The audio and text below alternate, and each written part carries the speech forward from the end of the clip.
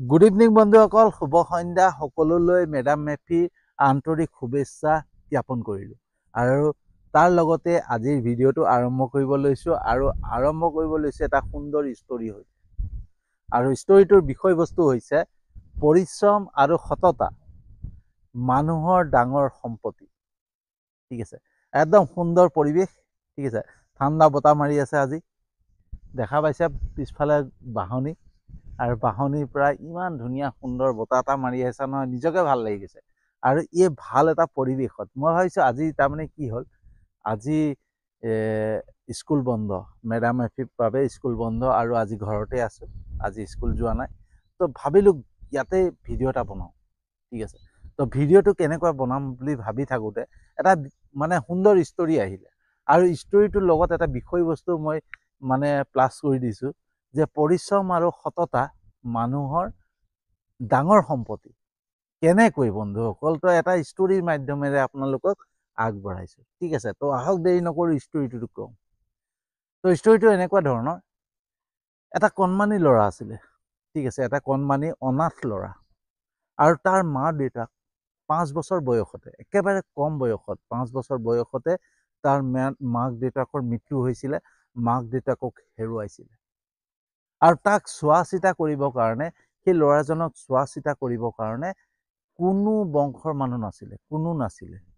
আনকি গাঁৱৰ মানুহেও তেওঁক চোৱা নাছিলে। আৰু সেই কণমানি ল'ৰাটোৰ নাম আছিলে বাবু। আৰু বাবু সদায় বহুত মানে পৰিশ্ৰমী, আৰু মানে সৰুৰ পৰাই সি 5 বছৰ বয়সৰ পৰাই সি পৰিশ্ৰমী। ল'ৰাটো বহুত পৰিশ্ৰমী।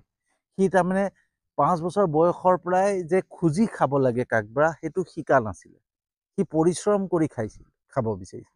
সি 5 বছৰ বয়সৰ পৰাই মানে ক'তবা কিবা এটা কৰি দি পালে, কাৰোবাৰ ঘৰত, কাৰোবাৰ দোকানত, কাৰোবাৰ হোটেলত গৈ পেলাই কিবা এটা মানে বাচন ধুই দিছে, কিবা এটা কৰি দিছে, এনেকৈ কৰি পেলাই কিবা চাফা কৰি দিছে, আৰু তাৰ পৰা যি খাবলৈ দিয়ে সেইটো খাইছে। খাই পালে সি এটা মন্দিৰ আছিলে, সেই মন্দিৰতে গৈ পেলাই ৰাতি শুৱেগে। সি তেনেকৈ দিনকেইটা পাৰ কৰি আছিলে বন্ধুসকল। কিন্তু একাংশ আমাৰ সমাজৰ মানুহ আছে ন, এনেকুৱা কিছুমান মানুহ আছে যি দুৰ্বল মানুহক পালে অত্যাচাৰ কৰে, তাচ্ছিল্য কৰে। সেই তেনেকুৱা একাংশ মানুহে, সেই গাঁৱৰ একাংশ মানুহে সেই কণমানি ল'ৰাটোক তাচ্ছিল্য কৰে, বহুত তাচ্ছিল্য কৰে। ঠিক আছে, বেয়াকৈ কয়, গালি গালাজ পাৰে, অত্যাচাৰ কৰে। সি সদায় সেইখিনি সহ্য কৰি আহিছিলে। কিন্তু এদিন তাৰ সহ্যৰ ক্ষমতা হেৰাই পেলাইছিলে। সি দুখ পাইছিলে, খুব দুখ পাইছিলে মনত। আৰু দুখ পাই পেলাই সি এটাই চিন্তা কৰিছিলে যে মই এই গাঁওখনেই এৰি দিম, মই এই গাঁওখন এৰি গুচি যামগৈ। মোক ইমান মানুহে অত্যাচাৰ কৰে, ইমান মানুহে মোক তাচ্ছিল্য কৰে। ঠিক আছে, মই এই গাঁওখনেই এৰি থৈ গুচি যাম। আৰু সেই কথা চিন্তা কৰি পেলাই সি বাবুৱে এদিন গাঁওখন এৰি গুচি আহিলে। গাঁওখন এৰি গুচি আহিলে, আহি পালে এখন ষ্টেচনত, এটা ৰেলৱে ষ্টেচনত ৰৈ আছে। ৰেলৱে ষ্টেচনত ৰৈ থাকোঁতেই এখন মালবাহী গাড়ী, মালবাহী ট্ৰেইন আহি পালে। আৰু সেই মালবাহী ট্ৰেইনৰ এটা ডবাতে মনে মনে গৈ পেলাই সি উঠি দিলে। মনে মনে গৈ মালবাহী ট্ৰেইনৰ ডবাত উঠি দিলে। উঠি দিয়াৰ পিছত সি কেতিয়ানো ক'ত পালেগৈ সি একো গম নাপায়। গৈ পেলাই বেলেগ এখন চহৰ পালেগৈ, বেলেগ এখন চহৰৰ এখন ডাঙৰ ষ্টেচনত পালেগৈ। আৰু সেই ষ্টেচনত সি নামি পেলাই দেখা পায় যে চাৰিওফালে ভিৰেই ভিৰ, চাৰিওফালে গাড়ী মটৰ, মানে বহুত এখন ডাঙৰ ষ্টেচন। মানে সিটো আছিলে গাঁৱৰ, গৈ পালেগৈ এখন চহৰত। ঠিক আছে, আৰু চহৰৰ ডাঙৰ ষ্টেচন, বহুত মানুহ দেখা পাই পেলাই সি মানে হতভম্ব হৈ গ'ল। হতভম্ব হৈ পেলাই সি এটা খুটাৰ তলত গৈ পেলাই, তাতে 2-3 দিনমান সি খোৱাও নাছিলে।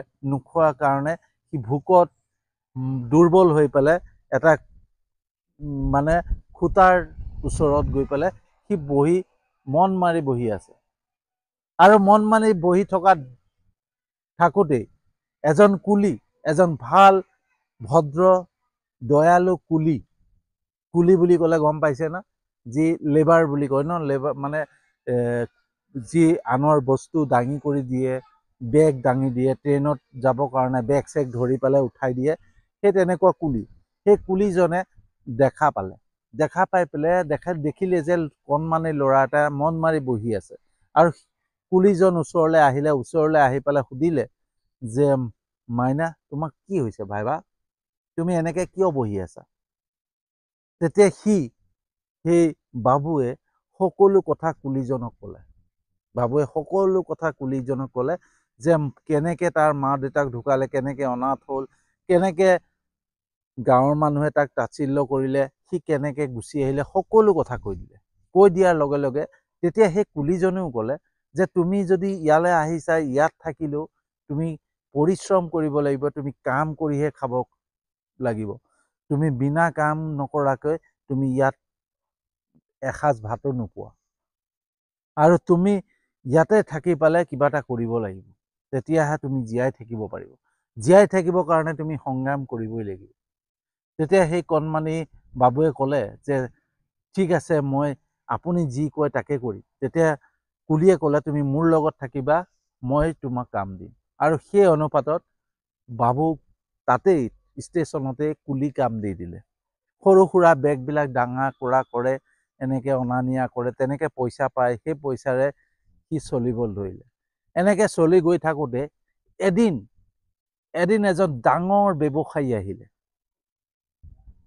ডাঙৰ ব্যৱসায়ী ট্ৰেইনৰ পৰা নামি পালে এনেকৈ আগুৱাই গৈ আছিলে। গৈ থাকোঁতেই কণমানি বাবুৱে মাতিলে, দাদা দাদা, মই আপোনাৰ বেগটো ধৰি দিব পাৰোঁনে?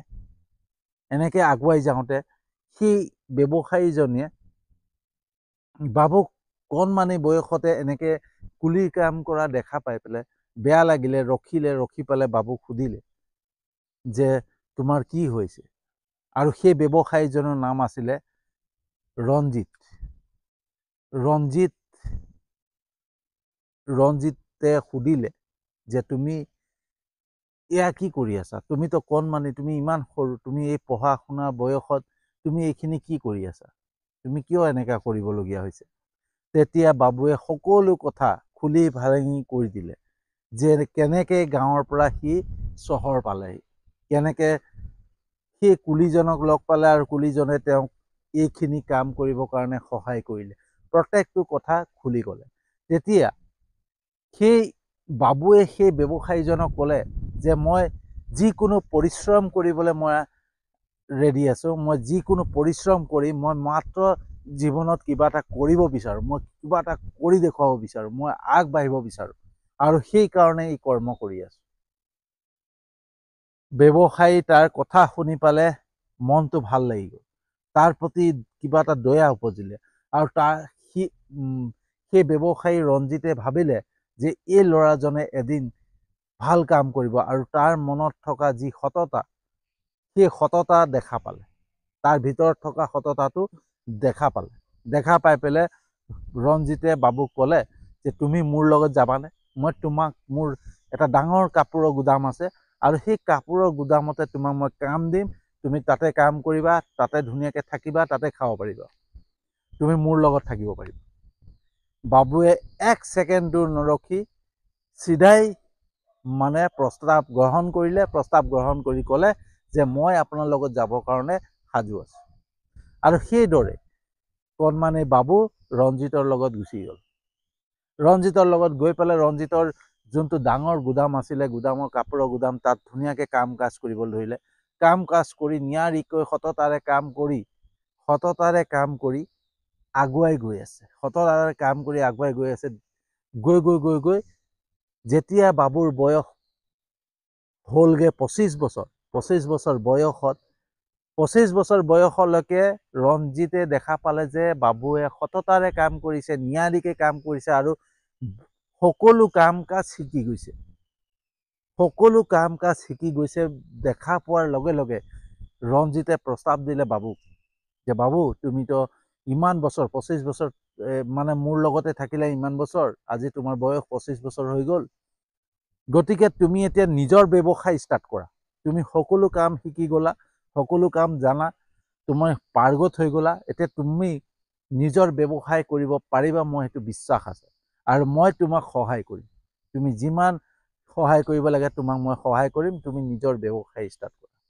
আৰু সেইদৰে বাবুৱে নিজৰ এখন কাপোৰৰ দোকান ষ্টাৰ্ট কৰিলে।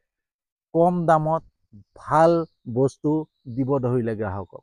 আৰু এনেকৈ দোকানখন যেতিয়া আৰম্ভ কৰি পেলাই কম দামত ভাল বস্তু গ্ৰাহকক দিব ধৰিলে, গ্ৰাহক বাঢ়িলে, লাহে লাহে লাহে লাহে বাবুৰ দোকান বাঢ়ি গ'ল, ডাঙৰ হৈ গ'ল। আৰু বাবুৱে যিমানখিনি ধাৰ আছিলে, যিখিনি ৰঞ্জিতৰ পৰা যিখিনি ধাৰ লৈছিলে, যিখিনি সহায় লৈছিলে, সকলো ধাৰ মাৰি সকলো বস্তু দি এতিয়া একেবাৰে ইণ্ডিপেণ্ডেঞ্চ, স্বাধীনভাৱে নিজেই ব্যৱসায় কৰি আছে।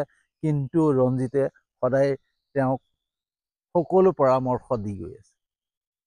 আৰু এই যেতিয়া ডেভেলপ হৈ গ'ল, যেতিয়া বাবু এটা ডাঙৰ ব্যৱসায়ী হৈ গ'ল, তেতিয়া সেই দিনটোৰ কথা পাহৰা নাই যে তেওঁ এদিন মানুহে তাচ্ছিল্য কৰিছিলে। 5 বছৰ বয়সতে তেওঁ কাৰোবাৰ দোকানত কাম কৰিছিলে, কুলি কাম কৰিছিলে, মানুহে তেওঁক কিমান অপমান কৰিছিলে, গালি গালাজ পাৰিছিলে, সেইখিনি কথা পাহৰি যোৱা নাই। সেই নপঢ়াৰ বাবে তেওঁ সিদ্ধান্ত ল'লে বাবুৱে যে তেওঁ অনাথ যিখিনি ল'ৰা ছোৱালী আছে তেওঁৰ কাৰণে কিবা কৰিব। আৰু তেওঁৰ যিমান অনাথ আশ্ৰম আছে তাত তেওঁৰ অংশ, যোনটো ব্যৱসায়ৰ পৰা যিটো উপাৰ্জন কৰে তাৰ এটা অংশ সকলো অনাথ আশ্ৰমতে দিয়া আৰম্ভ কৰিলে। তো বন্ধুসকল, এই ষ্টৰীৰ পৰা এটাই কথা শিকিব পাৰি, এটা কথাই জানিব পাৰি যে আমি যদি পৰিশ্ৰমিক হওঁ, আমি যদি সততাৰে থাকোঁ, আমাৰ পৰিশ্ৰম আৰু সততাই আমাক এদিন এটা ভাল সুযোগ দিয়ে, ভাল এটা জেগাত পোৱাই দিব পাৰে। মাত্ৰ সদায় আমি পৰিশ্ৰমত থাকিব লাগে, পৰিশ্ৰম কৰিব লাগে। পৰিশ্ৰম এনেকুৱা কৰিব লাগে যাতে সেই পৰিশ্ৰমৰ দ্বাৰাই আমি আগুৱাই যাব পাৰোঁ। আমি উচ্চ আকাংক্ষা ৰাখি পেলাই সদায় পৰিশ্ৰম কৰিব লাগে আৰু সততাৰে। কেতিয়াও কাকবা অন্যায় কৰা, কাকবা প্ৰবঞ্চনা কৰা, সেই কথা চিন্তা, কাকবা ঠগি খোৱা, কাৰোবাৰ পৰা কাঢ়ি খোৱা, ঠিক আছে, কোনোবাই সহায় কৰিছে, সহায়ৰ বিনিময়ত আমি তেওঁক ঠগিছোঁ, সেইবিলাক নকৰি পেলাই সততাৰে পৰিশ্ৰমেৰে আমি যদি আগুৱাই যাওঁ নহয়, আমাৰ সুযোগ এটা নহয় এটা আহি গৈ থাকিব। আমাৰ জীৱনলৈ সুযোগ আহি থাকিব। আমি সদায় পৰিশ্ৰমিক হ'ব লাগে, ঠিক আছে। তো আমি জীৱনত যিমান কষ্ট নাহক, যিমানে মানুহে তাচ্ছিল্য নকৰক কিয়, যিমানে মানুহে আমাক অপমান নকৰক কিয়, যিমানে যি নকওক, আমাৰ বিষয়ে কিবা বদনাম গাইছে, কিবা কৰিছে, তেওঁৰ লগৰ মতত কৰি থাকক। মাত্ৰ পৰিশ্ৰম আৰু সততাৰে যদি আমি জীৱনত আগুৱাই যাওঁ নহয়, আমাৰ বাটবিলাক সদায় মুকলি হৈ গৈ থাকে। জীৱনত সংগ্ৰাম আহে, সংঘাত আহে, মানুহ জীৱনত সদায় সংঘাত আহে। কিন্তু সেই সংঘাতক লৈ পেলাই, সেই পৰিস্থিতিক লৈ পেলাই, সেই সমস্যাক লৈ পেলাই আমি ভাগৰি নপৰি মাত্ৰ পৰিশ্ৰম আৰু সততাৰে জীৱনৰ বাটত যদি আগুৱাই যাওঁ নহয়, আমাৰ জীৱনৰ প্ৰত্যেকটো বাট মুকলি হৈ গৈ থাকিব। তো বন্ধুসকল, কেনেকুৱা লাগিলে জনাব। যদি সঁচাকৈ ভাল লাগিছে আজিৰ ভিডিঅ'টো, তেতিয়াহ'লে মোৰ এই ভিডিঅ'টো যিমান পাৰে শ্বেয়াৰ কৰিব, ঠিক আছে, যিমান পাৰে শ্বেয়াৰ কৰিব। আৰু আপোনালোকক আন্তৰিক ধন্যবাদ জনাওঁ যে আপোনালোকে মোৰ প্ৰত্যেকটো ভিডিঅ'ত লাইক, কমেণ্ট, শ্বেয়াৰ কৰে। আৰু লগতে মোৰ ইউটিউব চেনেলটোত আপোনালোকে ছাবস্ক্ৰাইব কৰিছে, আৰু মোৰ যোনটো ফেচবুক প্ৰফাইল আছে তাতো আপোনালোকে ফ'ল' কৰিছে, সকলোৱে ফ'ল' কৰিছে। তাৰ বাবে আপোনালোকক বহুত বহুত আন্তৰিক ধন্যবাদ জনাইছোঁ। আৰু আপোনালোকে মোক ইমানখিনি সহায় কৰিছে, ইমানখিনি উৎসাহ দিছে, ইমানখিনি প্ৰেৰণা দিছে, তাৰ বাবেও আপোনাক আন্তৰিক ধন্যবাদ জনাই আজিৰ ভিডিঅ'টো সামৰণি মাৰিছোঁ। আৰু এটা নতুন বিষয়বস্তু লৈ আহি আছোঁ।